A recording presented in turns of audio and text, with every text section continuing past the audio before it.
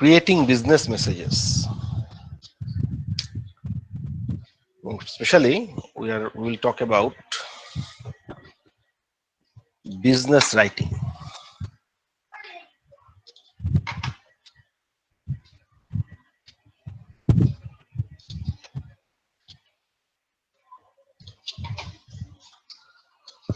Okay, so actually আমরা যখন business কমিউনিকেশনের কথা এখন আলাপ করব তখন we have to adjust ourselves to the digital age, because in any corporates the business messages are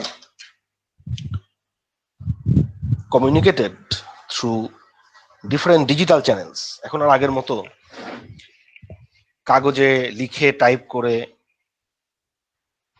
communication খুব কমই হয়। So if we call it the digital revolution,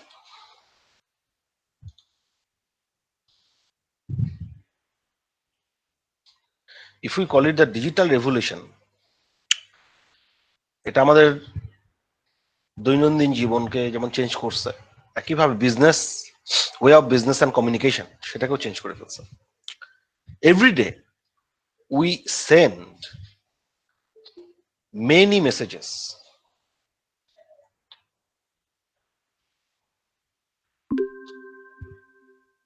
we are or we have been accustomed to email, instant messaging, Facebook, Twitter, and other social medias. So, though the fundamental function of communication is unchanged, but the form has been changed.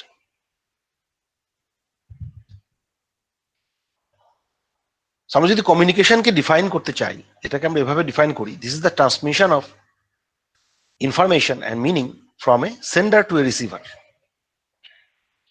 Platform যাই হোক না কেন, communication remains always the same.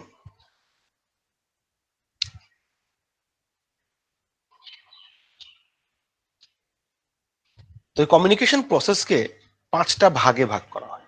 প্রথম কথা, যে আমি যখন communicate করতে চাই, আমি কেন কমিউনিকেট করতে চাই? Because I have an idea in my brain, in my thought process. তো মেসেজটা পাঠানোর আগে আমার কি করতে হবে? I need to clarify the idea, I need to decide why I am sending the message, how it can best be presented, and I need to anticipate what is the effect on receiver. আচ্ছা, এরপর আমি কি করব? আমি যখন সিদ্ধান্ত নিলাম ঠিক আছে পাঠাচ্ছি, এরপর রিসিভারের background, communication skill, experience, culture, context এগুলো চিন্তা করে আমি তাকে কোনো একটা ফর্মে মেসেজটা পাঠাই। আচ্ছা, মানে সেটা আমি সিদ্ধান্ত নেই কি ধরনের মানে ওয়ার্ড আমি ব্যবহার করব, কি ধরনের সিম্বল ব্যবহার করবো, আমি সেই সিদ্ধান্তগুলো নেই। Then third stage, we select the channel and transmit the message. Fourth, the receiver gets the message and he or she decodes the message.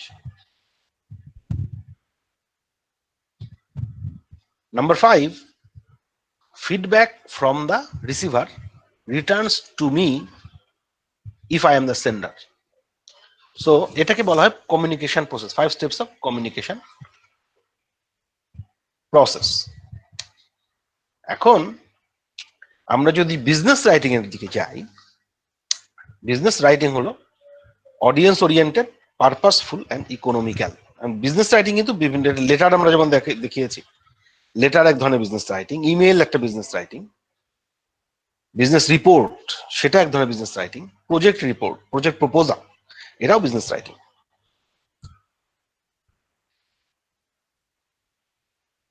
Writing skill, business English formal written English এবং informal written ইংলিশের চাইতে আলাদা। আচ্ছা, কিছুটা আলাদা, there are some specific wordings. So আমার writing skill যদি আমি ইমপ্রুভ করতে চাই, I need some good teaching materials. We need some excellent model documents যেটা আমার গাইড হিসেবে কাজ করবে. I need an effective writing process. I need a trainer and enough practice. So writing প্রসেসকে তিনটা ভাগে ভাগ করা হয় এখানে. এটা হচ্ছে প্রি রাইটিং, মানে idea generation, analysing, anticipating, adapting. এরপরে রাইটিং. রাইটিংটা করার সময় researching, organisation of the writing and composing, এই তিনটা ইনক্লুডেড. লেখার পরে এটাকে রিভাইজিং করতে হয়, revising, proofreading and evaluating. So this is a 3-step process.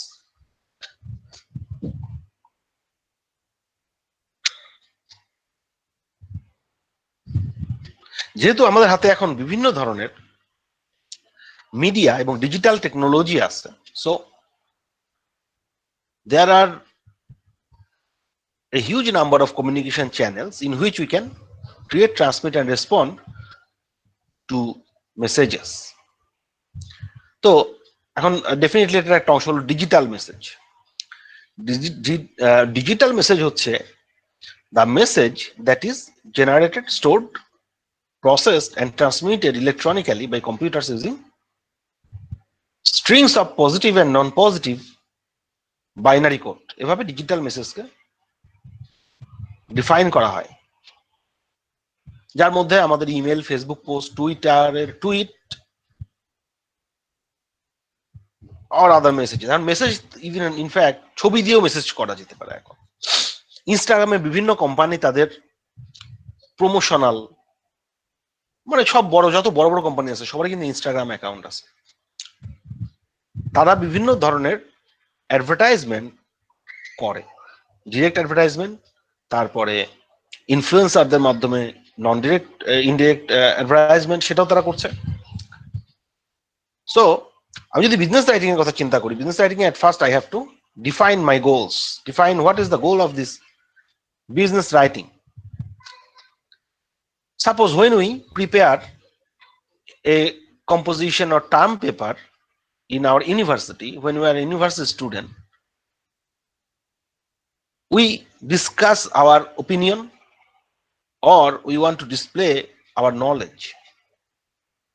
So when your instructors, professors grade your papers, they want to see your thought process. So that's what happened in our university life.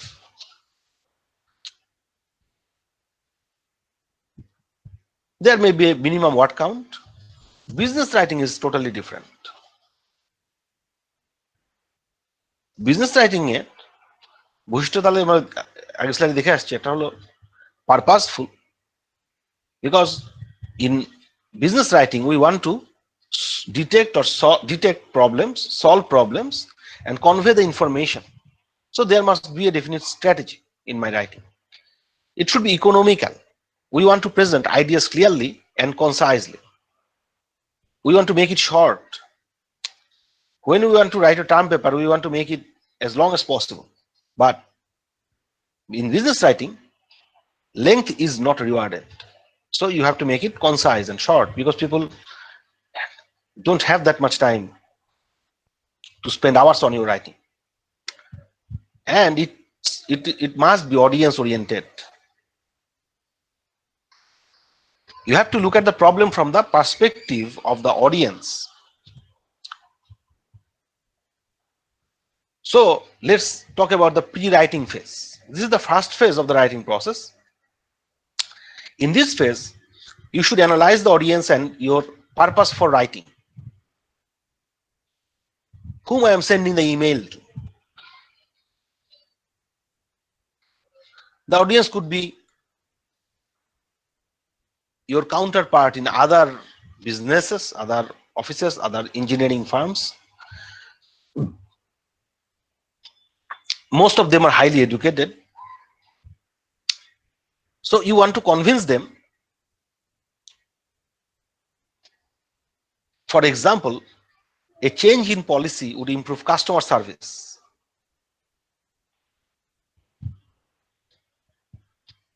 You want to sell it. You have developed those service and you want to sell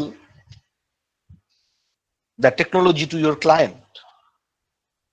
Or maybe you are a sales engineer for some kind of industrial equipments and you want to sell your products to the clients, because if they install your product, their profitability will be high, their efficiency will be higher, and their capacity will increase. So pre-writing phase, we want to anticipate how my audience will react to my message. Some may agree with my proposal, some may not. So that's why you need to choose the right words and the right tone that will win my client's approval. Second phase হচ্ছে drafting. It involves researching, organizing, and প্রশ্ন হচ্ছে যে why do I do research? Actually, the research on the audience, or the message I am sending that should contain enough information. So I need to do research, organizing my message, and then drafting the message. Suppose I can investigate my competitors and find out what kind of advantages I am offering to my potential client.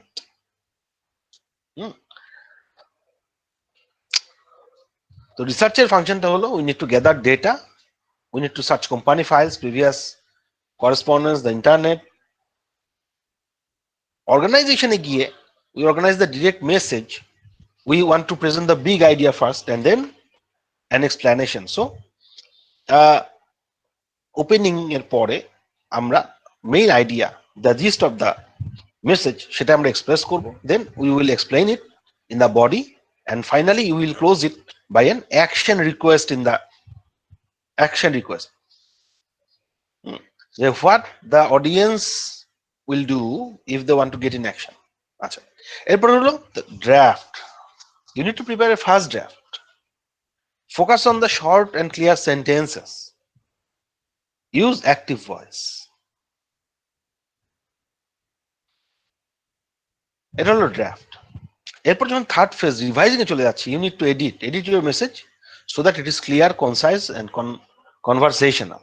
It is easy to understand to the reader or audience. আচ্ছা, এখন you must be also careful about your grammatical error. So you read your every message carefully and look for errors in কি ধরনের error হতে পারে? Spelling error, grammatical error, punctuation error, names and numbers related errors. And then you evaluate whether this message will achieve your purpose or whether the tone is all right. The tone sound pleasant and friendly.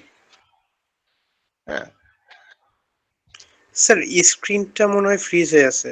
না, আমি তো slide change করি নাই, আমি তো বলতেছি কথাগুলো, আমি একটুকে ব্যাখ্যা দিচ্ছি। হ্যাঁ, এই জিনিসগুলোকে আমি ব্যাখ্যা দিচ্ছি আর কি।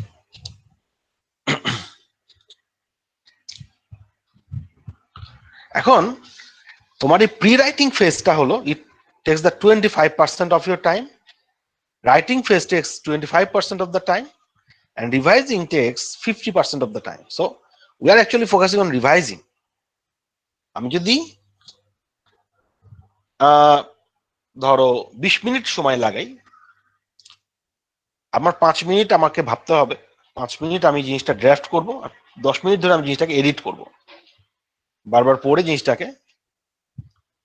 সো এভাবে আমার টাইম রেশিওটাকে আমি ভাগ করতে পারি।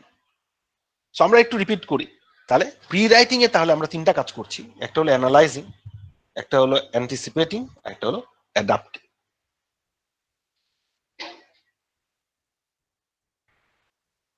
So analyzing it, we want to identify my purpose and select the best channel, because there are many channels. We can send a letter printed on a letterhead pad, we can email, we can even send Facebook message if it is not that much formal. If we can use the intranet. So what is the best channel? So it depends on the importance of the message. We can send memos. So but there are many factors. এটার উপর নির্ভর করে যে what should be the best channel. In case of emergency, we want to switch to faster channel. Channel selection এর কথা যদি বলি, at first the importance of message, how important my message is, then the amount and speed of feedback required, আমি কত দ্রুত আমার ফিডব্যাকটা চাই, necessity of a permanent record. এখন ইমেল ফার্স্ট, এতে সন্দেহ নাই, বাট ইমেল কিন্তু পার্মানেন্ট রেকর্ড নাও হতে পারে।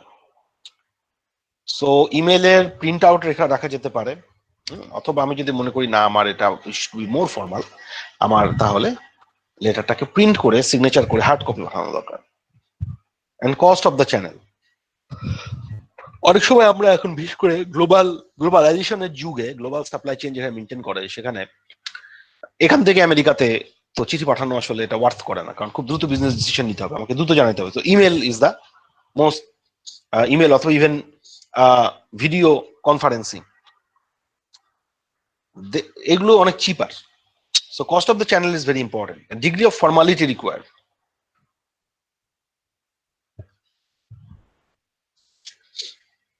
এরপর আছে মিডিয়া রিচনেস, যে a channel or a medium,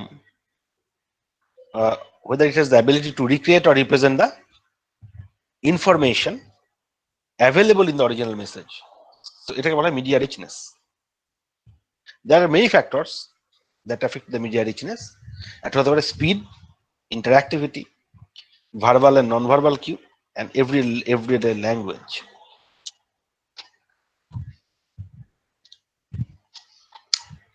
আচ্ছা, এখন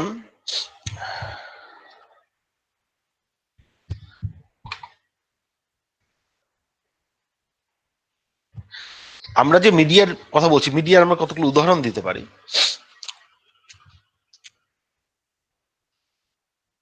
সবচাইতে রিচ মিডিয়া হিসেবে ধরা হয় face to face conversation. This is the best channel for persuasion, মানুষকে বোঝানোর জন্য, or to break bad news and convey personal message, এটা হচ্ছে সবচেয়ে রিচেস্ট। 2 নাম্বার হতে পারে telephone. If two people cannot meet in person, in that case একটা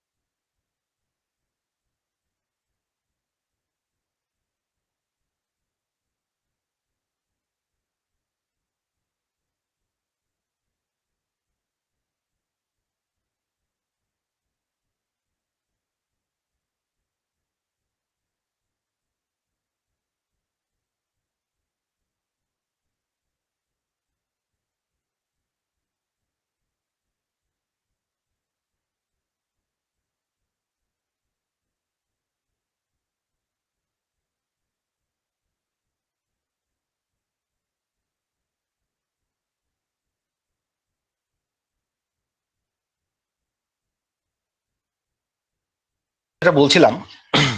এরপরে 3 নাম্বার ক্যাটাগরিতে আসতে পারে ভিডিও চ্যাট বা ভিডিও কনফারেন্সিং। এখন অনেক ধরনের অ্যাপ আছে, অনেক ধরনের, বিশেষ করে যেমন এই বিশেষ করে করোনা ভেতরে বাংলাদেশে খুব দ্রুত কিন্তু এই ডিজিটাইজেশনটা খুব দ্রুত হয়ে গেছে, যেটা মানুষ চাচ্ছিল না, যেটা মানুষকে আগে জোর করেও করানো যাচ্ছিল না, সেটা কিন্তু এখন মানুষ জানার ভয়ে।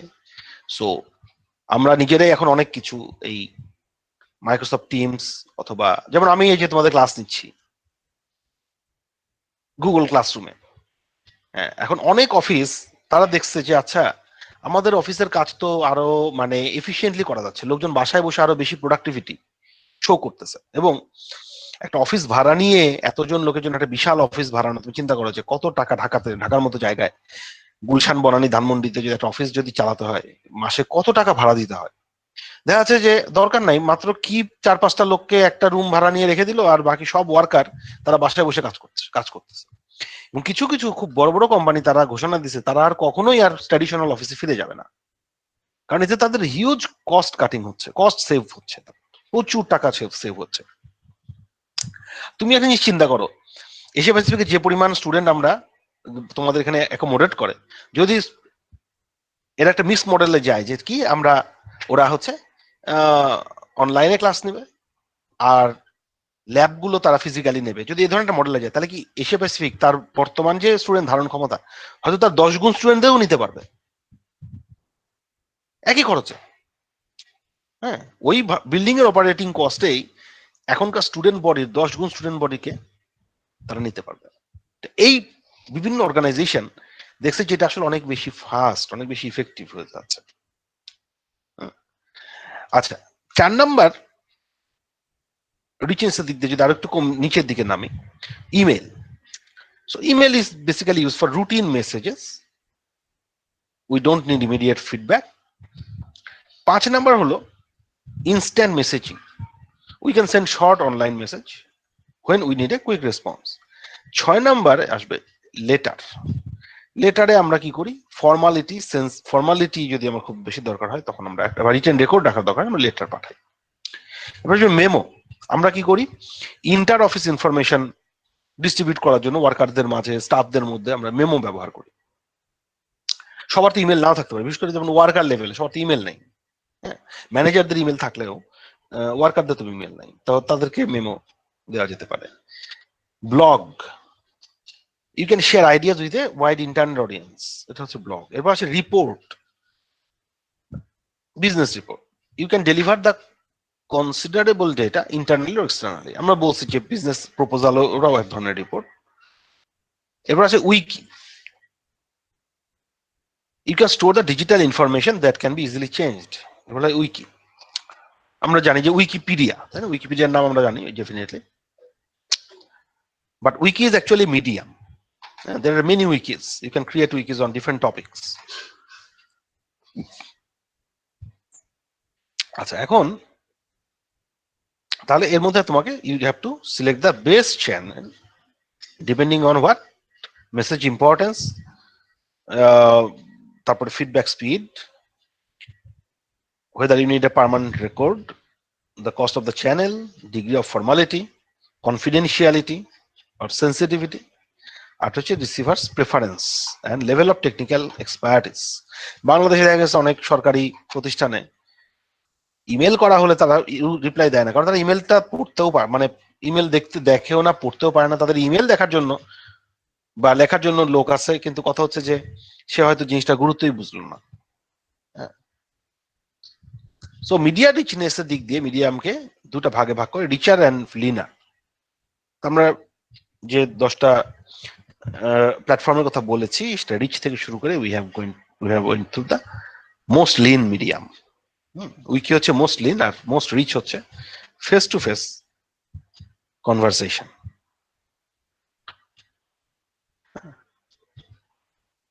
যেমন আমরা এখানে দেখাচ্ছি যে কিছু স্যাম্পল, যেটার আমরা যেটা রেটিং করি, যে 5 হলো মিডিয়া রিচ আর 1 হলো মিডিয়া পুয়ার, এভাবে। তো পার্সোনাল লেটার হলো 1, ফ্যাক্স পড়বে 2, face to face one-on-one discussion 5, posted flyer or announcement 1, instant message 4, telephone call 4, teleconference 4, video conference 5, voicemail 3, email 2।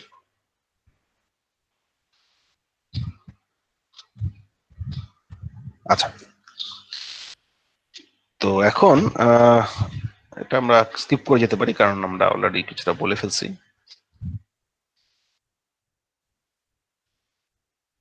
Suppose you're thinking what channel will be best to announce decreased insurance benefits for your 250 employees।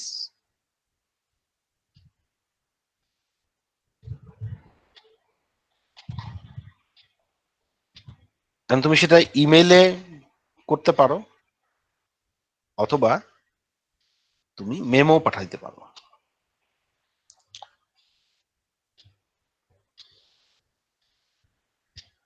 What channel is best for a sales message promoting a new product to customers? Or what channel is best for responding to similar customer inquiries? সেজন্য letter হতে পারে, telephone হতে পারে, web হতে পারে। আচ্ছা, pre writing এর কথা যদি বলছিলাম যেটা, সো প্রি রাইটিং এ অ্যানালাইসিস এর পরের ধাপটা হলো anticipating the audience. You need to profile the audience. আমরা যেমন প্রেজেন্টেশনে বলছি যে we need to profile the audience, prewriting ও আমরা কিভাবে অডিয়েন্স প্রোফাইলিং করতে হবে। So, and we need to respond to the exact profile. So, what are the right questions to profile my audience? প্রথম কথা হচ্ছে, who is my primary reader or listener? What are my personal and professional relationship with that person? What position the individual holds in the organization? সে যদি general manager হয় তাকে একভাবে, সে যদি একজন executive হয় তাকে আরেকভাবে অ্যাপ্রোচ করতে হবে। আমি যে ব্যাপারে তাকে মেসেজটা দিচ্ছি সে এই ব্যাপারে কতটুকু জানে, তার এক্সপার্টিস বা স্কিল লেভেল কতটুকু।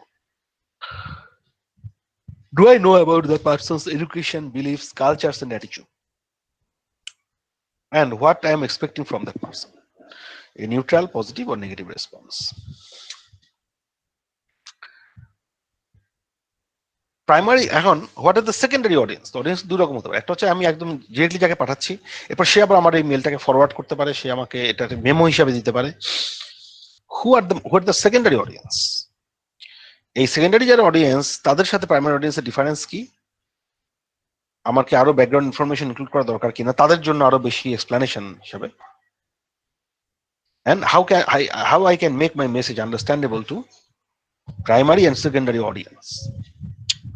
Okay, now I have to adapting to the task and the audience.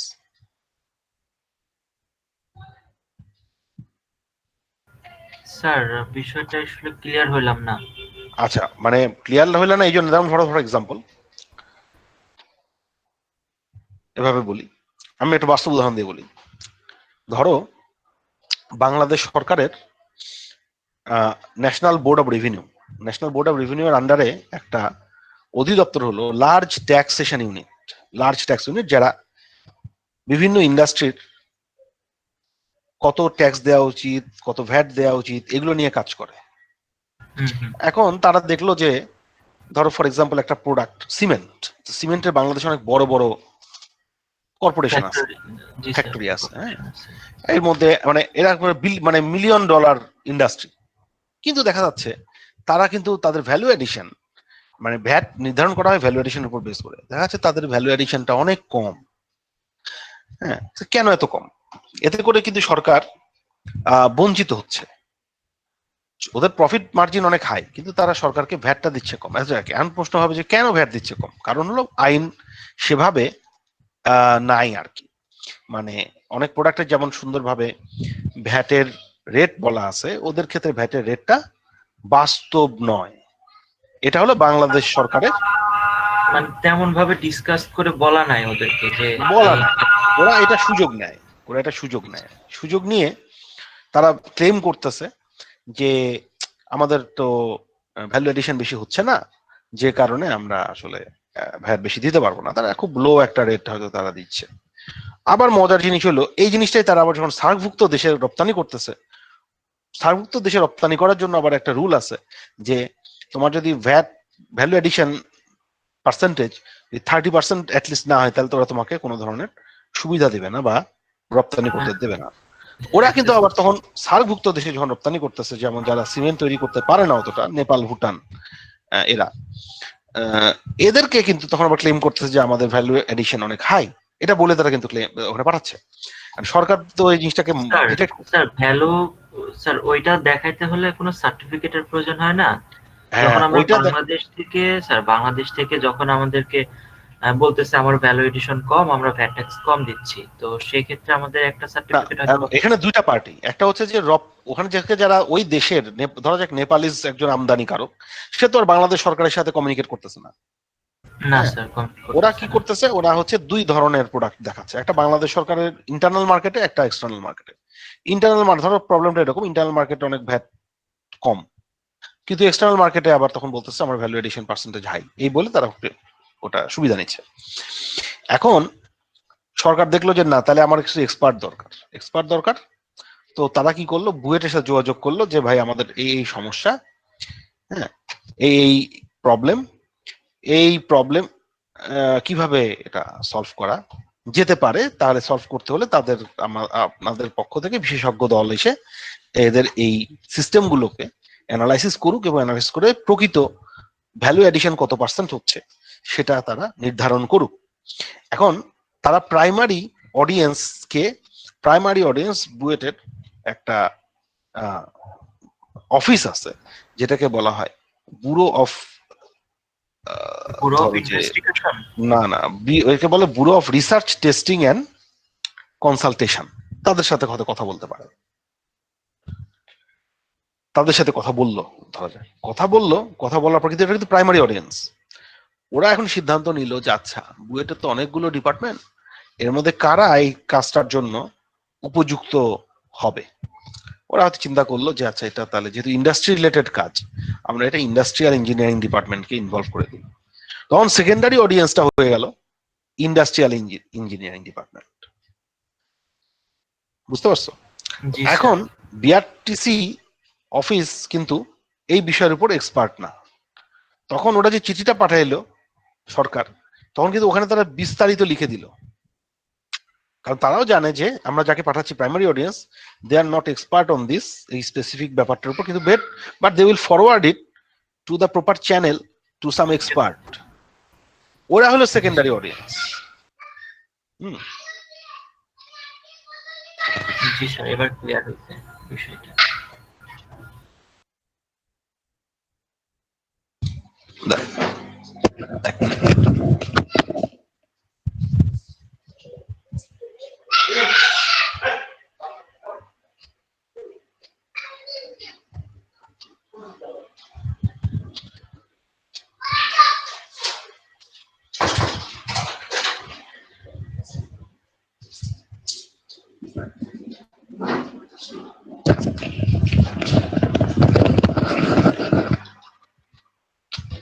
So ঘটনাটা এরকম যে আমাদের এই জিনিসটা মাথায় রাখতে হবে যে আমাদের অডিয়েন্সটা আসলে কে, প্রাইমারি অডিয়েন্স।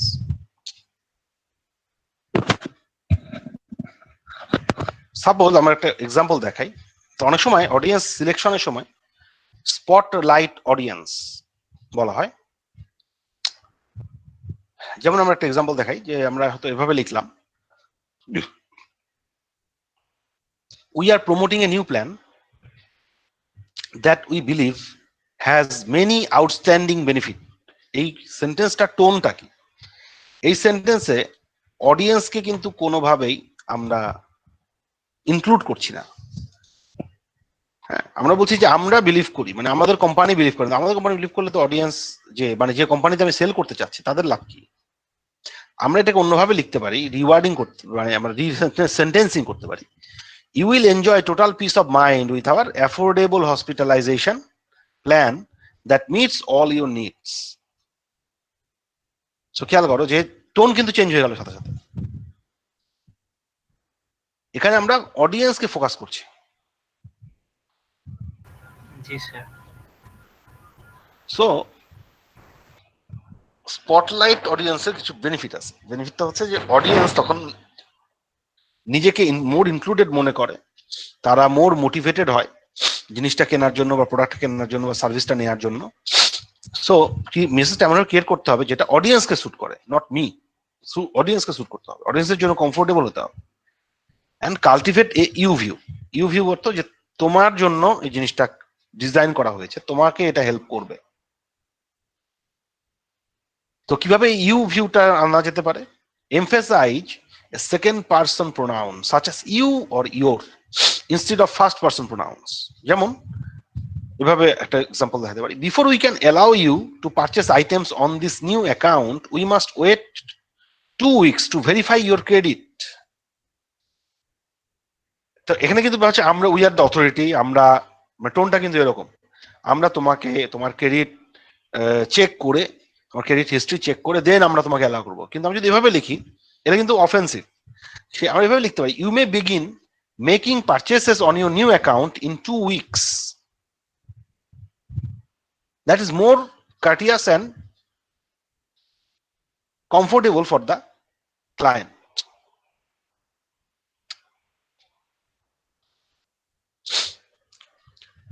যেমন আরো উদাহরণ দেওয়া যায়, we are now offering HP computers at discounted price, but এটার বদলে you can now purchase HP computers at discounted price.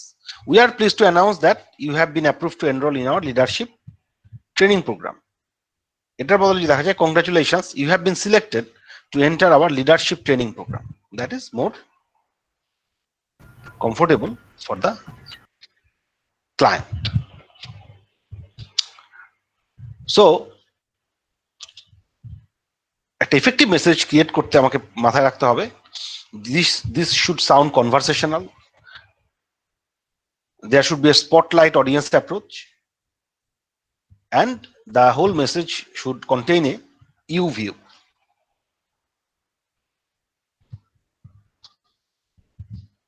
যেমন কনভারসেশনালের জন্য এভাবে হতে পারে যে এরকম লেখা যেতে পারে, the undersigned text pleaser in এভাবে না, I am happy to, এই ফ্রেজটা ব্যবহার করা যেতে পারে। অথবা it may be of some concern to you to learn that your check has been received and your account has been credited for $250. এটা না বলে we have credited your account for $250. অনেক সিম্পল ইংলিশে কনভারসেশন। সিম্পল, জি sir, simple শব্দটা use করে মানে attractive করে present করা, মানে অ্যাজ ইফ যে আমরা কথা বলছি তার সাথে, আমরা কথা বলার সময় যে ধরনের, কিন্তু বিজনেস ইংলিশে বলতে হবে,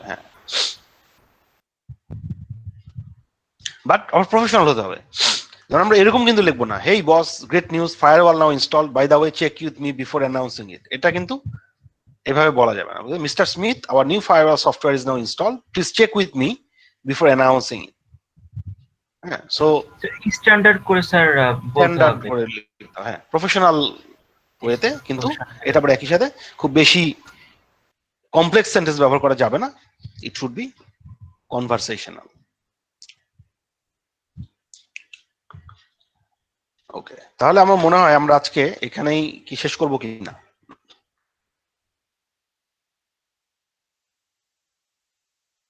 11:45। তোমাদের কখন ক্লাস?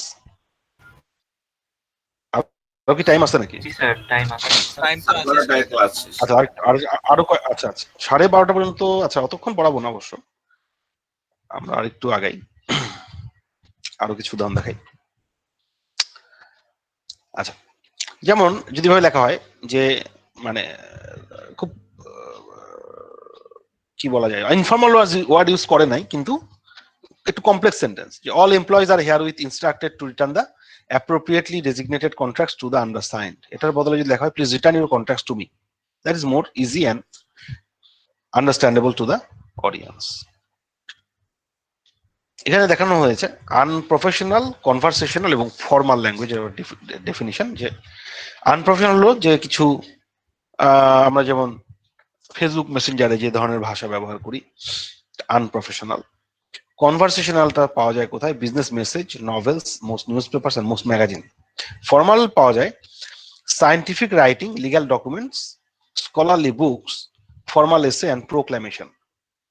সো বিজনেস কমিউনিকেশনে আমাদের ফোকাস হলো কনভারসেশনাল রাইটিং। কনভারসেশনাল রাইটিং এ গ্রামার এবং পাংচুয়েশন থাকবে কারেক্ট, একটা কনভারসেশনাল টোন থাকবে, সিম্পল সেন্টেন্স স্ট্রাকচার থাকবে এবং ফ্যামিলিয়ার ওয়ার্ড ব্যবহার করা হবে। ফর্মাল রাইটিং এ আবার যেমন জার্নাল পেপার মানুষ লেখে, they use correct grammar but serious tone, complex sentence structure ব্যবহার করে এবং নট ভেরি ফ্যামিলিয়ার ওয়ার্ড, মানে কিছু জার্গন, যেটাকে বলে জার্গন মানে টেকনিক্যাল ওয়ার্ড, পলিসিল্যাবিক ওয়ার্ড, এগুলো তারা ব্যবহার করে। স্যার এটার উদাহরণ হিসেবে কেমন হইতে পারে স্যার? উদাহরণ অনেক ওয়ার্ডই আছে, মানে কোনটা, ওই যে তোমার ফর্মাল? জি স্যার, ফর্মাল। স্যার কনভারসেশনাল তো বুঝলাম, হ্যাঁ, ফর্মালের ক্ষেত্রে স্যার কেমন হতে পারে? ফর্মাল ওয়ার্ড যে কোনো টেকনিক্যাল জার্নালে খুঁজে পাওয়া যায় ফর্মাল ওয়ার্ড গুলো।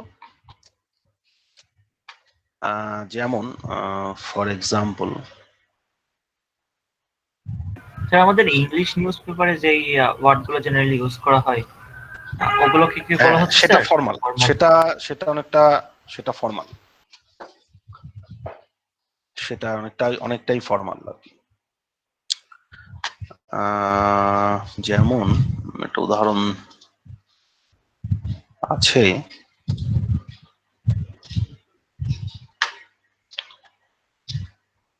ওটা ওপেন করি।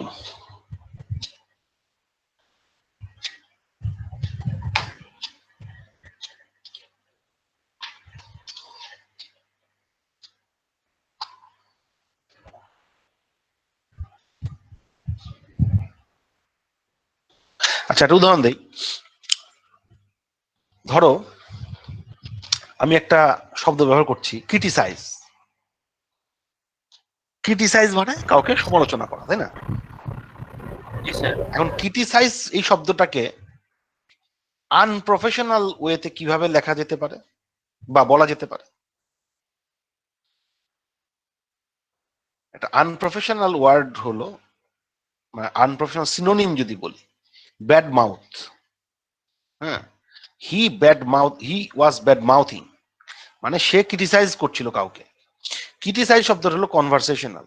আমি যদি ফর্মাল ইংলিশ ইউজ করি তখন আমি বলবো ডেনিগ্রেট, মিনিং কিন্তু সেম, ব্যাড মাউথ, ক্রিটিসাইজ, জি স্যার। ডেনিগ্রেট।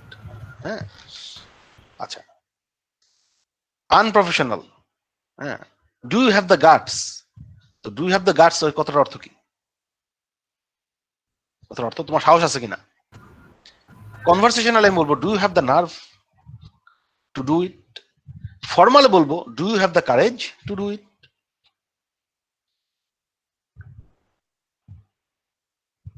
স্যার কথা বলার অঙ্গভঙ্গি টাইপের মানে হ্যাঁ, কিছু যেমন আমি যদি চেঞ্জেস বলতে চাই যে কে, ওই যে আমরা যদি বলি না যে একটা শব্দ ব্যবহার করি, লাইন অফ কমান্ড বলি, হ্যাঁ, বা চেইন অফ কমান্ড, এই শব্দটা ব্যবহার করি, এই কথাটার অর্থ কি? চেইন অফ কমান্ড মানে কি?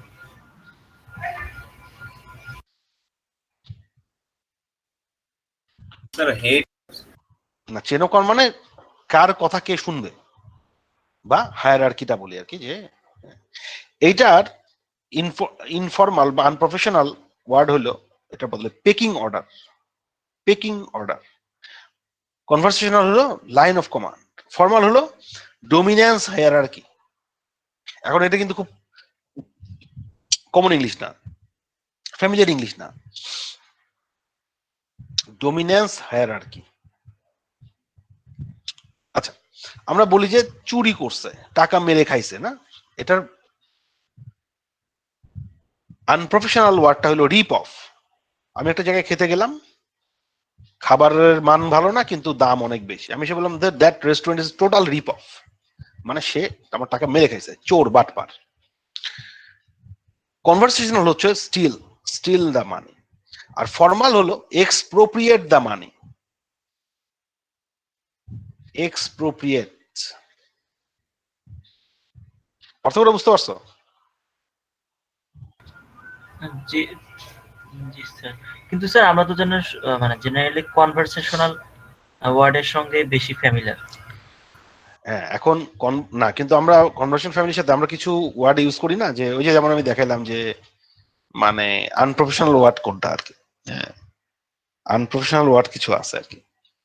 যেমন আমি যদি লেখি, অনেকে যেটা অনেক সময় ভুল করে, এখন আমি একটা জিনিস দেখাই যে মানে যেটা ফর্মাল কনভার্সেশনাল ওয়ার্ড, এটা তারা টেকনিক্যাল রাইটিং এ লিখে ফেলে। যেমন এই যে আই এম নট, অ্যাপোস্ট্রফি দিয়ে যেটা আমরা বলি আর কি। হ্যাঁ, কিন্তু টেকনিক্যাল রাইটিং এ এভাবে, এটা প্রতি বছরই সব স্টুডেন্টদের সাথে এটা মানে ঠিক করতে হয় যে ভাই তুমি এইভাবে লিখবা না, এটা কনভারসেশনাল।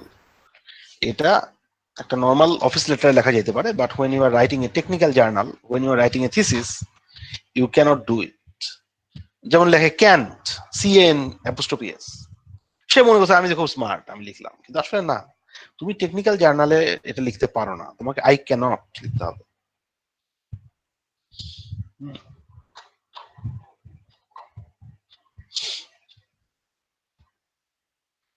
তো এখানে বেশ কিছু এরকম আছে। হ্যাঁ, এখন তোমাদের কাছে অবশ্যই এটা মনে হওয়ার কারণ হলো তোমরা ইংলিশ শিখছো কনভারসেশনাল ইংলিশ, তোমরা কিন্তু আনপ্রফেশনাল ইংলিশ শিখো না খুব একটা।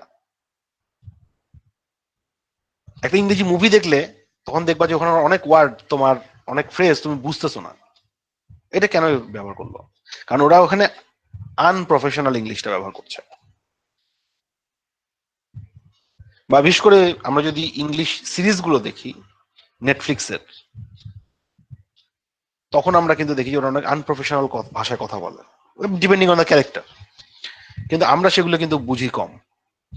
ওখানে দেখলে দেখা যায় যে অনেক ওয়ার্ড গুলা উজ্জ্ব থাকে, ফুলি ক্লিয়ারলি সেটা থাকে, অনেক হয় না, ফ্রেজ আছে যে ফ্রেজের মিনিং স্পেলিং হয় না আসলে প্লাস। অন্যরকম, ডিফারেন্ট। আমরা ওগুলি অনেক সময় বুঝতে পারি না। হ্যাঁ, জি স্যার।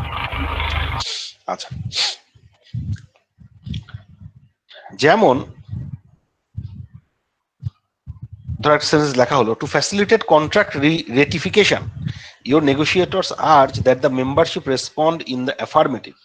এটা কিন্তু অনেক কমপ্লেক্স একটা ওয়ার্ড, হ্যাঁ, কিন্তু লেটারে এটা লেখা যাবে না, বা কমিউনিকেশনে বা ইমেলে লিখতে হবে। We urge you to approve the contract by voting yes. Kindly inform the undersigned whether or not your representative will be making a visitation in the near future. এটা না লিখে লিখতে হবে যে please tell me whether your representative will be visiting before June 1, বা একটা time দিয়ে দেওয়া।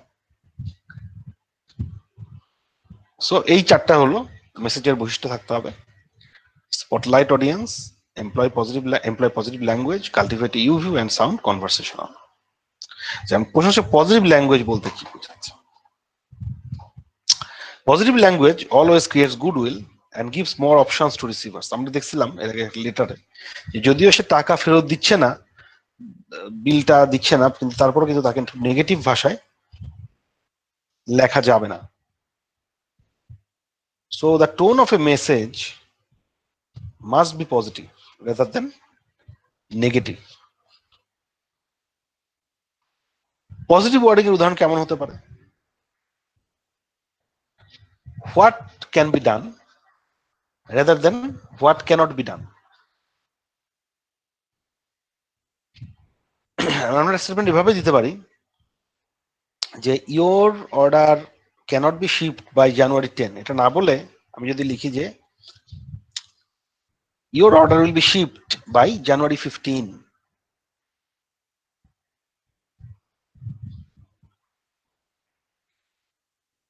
অনেক দোকানে আমরা লেখা দেখি, বাংলাদেশে স্পেশালি, কারণ বাংলাদেশিরা যেহেতু, বাংলাদেশি কালচারটা কিন্তু রুড, তো বলে no food or drinks are allowed inside store. জি স্যার, সেটা না ম্যাক্সিমাম লেখা জায়গায় থাকে, এটা থাকে। লেখা থাকে। আচ্ছা, কিন্তু এটার অল্টারনেটিভ কি হতে পারে? হ্যাঁ, আসলে এটা ঠিক যে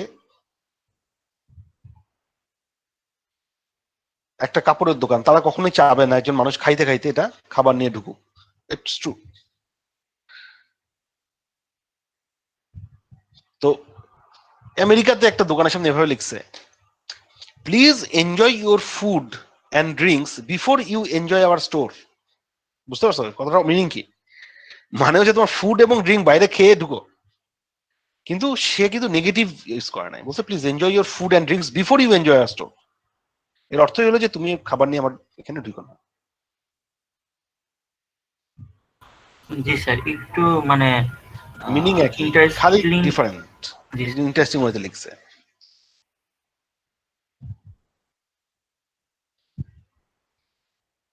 বাংলাদেশে অনেক জায়গায় লেখে 3টির বেশি জামা কাপড় নিয়ে আপনি ইয়াতে ঢুকবেন না, ট্রায়াল রুমে ঢুকবেন না, এরকম লেখা থাকে না? এইটাকে পজিটিভ ভাবে জি লেখা স্যার যেতে পারে, থাকে। Please limit your dresses within 3 when you trial. So just একই জিনিস, খালি মেসেজটা নেগেটিভতে পজিটিভ করে দেওয়া।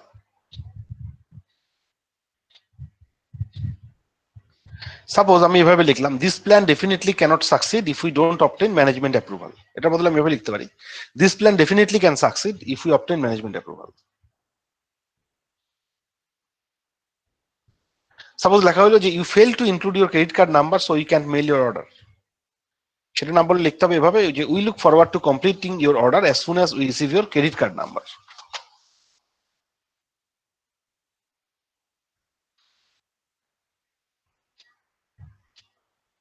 আরেকটা জিনিস হলো expressing courtesy in your writing.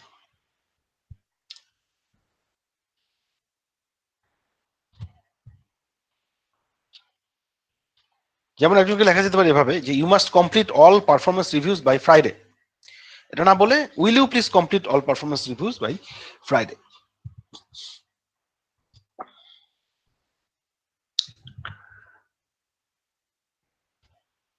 And you should employ bias-free language.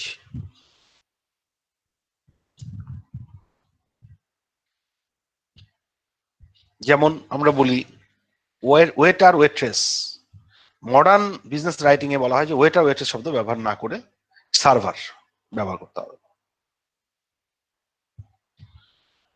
প্লেনের স্টুয়ার্ড স্টুয়ার্ডেস এটা আগে বলা হতো, এখন না বলে বলা হয় ফ্লাইট অ্যাটেন্ডেন্ট, মানে জেন্ডার বায়াস ফ্রি ওয়ার্ড। যেমন আগে বলা হতো ম্যান আওয়ার, ম্যান মেড, বলা হয় আর্টিফিশিয়াল ওয়ার্কিং আওয়ার।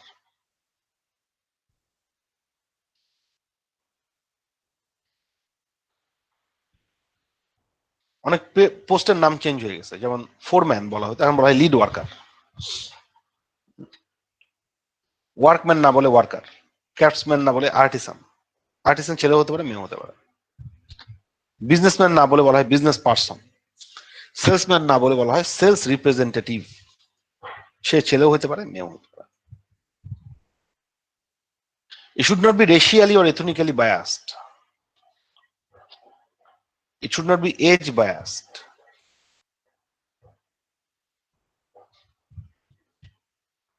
তারপর disability biased, এগুলো হওয়া যাবে না, এগুলো সব বায়াস থেকে মুক্ত থাকতে হবে।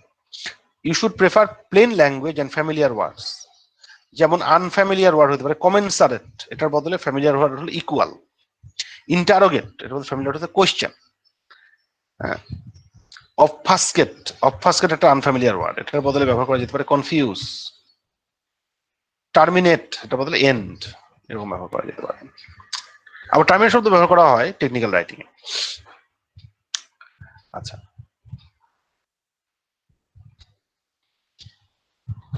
সো এখানে কিছু উদাহরণ আছে পজিটিভ ল্যাঙ্গুয়েজের, হিডেন মেসেজ থাকতে পারে। So you should always avoid the negative language.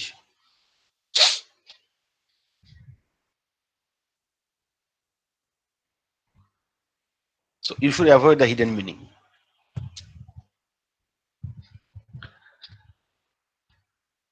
State your ideas more positively. যেমন we must withhold payment until you complete the job satisfactorily, এটার বদলে লেখা যেতে উচিত you will be paid promptly once the job is completed satisfactorily.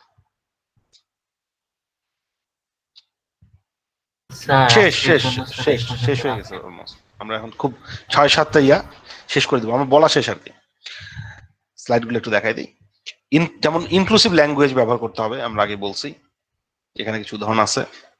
যেমন have you called a salesman না বলে have you called a sales person, এভাবে বলা উচিত। তারপরে যেটা বললাম যে যে কোনো ধরনের বায়াস যেন না থাকে সেটা খেয়াল রাখতে হবে। You should adopt the plain language,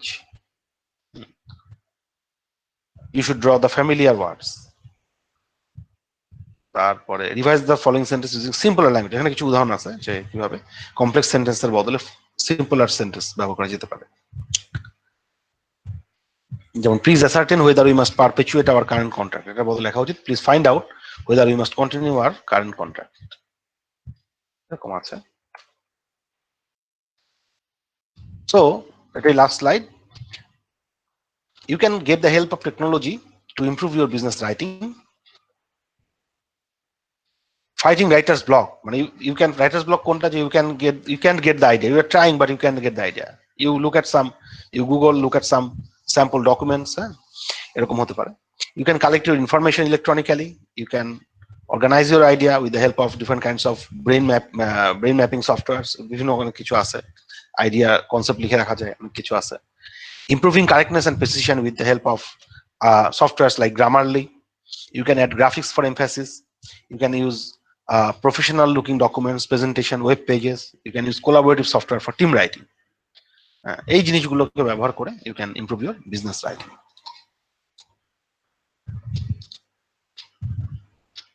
so আমাদের এখানেই আর কি আজকের এটা শেষ।